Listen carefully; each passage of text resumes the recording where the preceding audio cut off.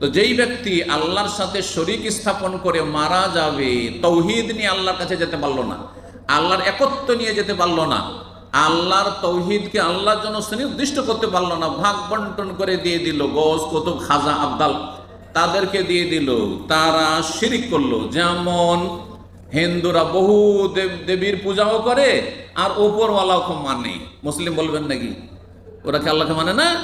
ওরা কি বলে যে সরস্বতী আমাকে সৃষ্টি করেছে, হ্যাঁ, লক্ষ্মী আমাকে সৃষ্টি করেছে? ওরা বলে যে ওপরওয়ালাই সৃষ্টিকর্তা।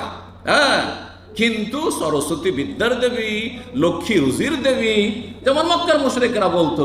হ্যাঁ, লাত এই দেয় তো উজ্জা বিজয় দেয়, আর মানাত খেতে দেয়, এইসব মক্কার কাফের মুশরিকরা বলতো। একই আকিদা, যে হিন্দুদের আকিদা সেই আকিদা মক্কার মুশরিকদের আকিদায়। ওই আকিদায় যদি মুসলিম সমাজের লোকের হয় যে খাজা বাবা এই দিতে পারে, আর বড় পীর গৌসুল আজম জিলানি এই দিতে পারে, শাহজালাল বাবা এই দিতে পারে, আটরসিস বাবা এই দিতে পারে, রসুল্লাহ এই দিতে পারেন, এই যদি আকিদা থাকে তো পার্থক্যটা কোথায়? শুধু রং চেহারার পার্থক্য।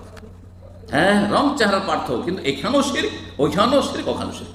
মক্কার কাফেরদের আকিদা তো শিরক, হিন্দুদের আকিদা তো শিরক, আর মাজার পূজার আকিদা তো শিরক।